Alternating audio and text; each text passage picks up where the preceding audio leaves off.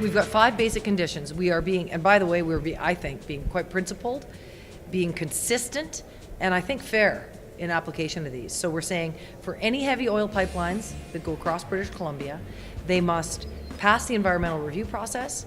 We must have the world's best spill response on the marine side and on the land side. They must meaningfully engage First Nations, and British Columbia should get its fair economic share of that.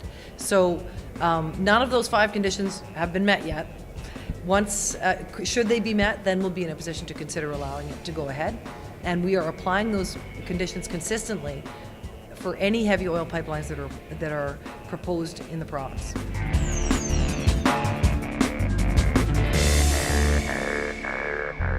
As we're moving through the transition process, people will want to know exactly what the rules are going to be and how it's going to work. It's going to essentially be the same as the old system.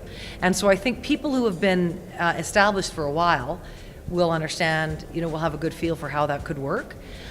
I think it's going to be extra challenging, though, for people who have incorporated since the PST ceased to exist in the province.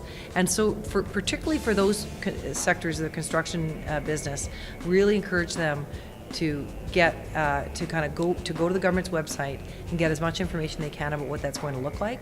April 1st is the transition date. We are transitioning on that date. And so people are going to want to make sure that they've got all their ducks in a row before they get there. I know it's a really difficult process for a lot of people, but we had a referendum. I said I would respect the results of that referendum, and I'm keeping my promise.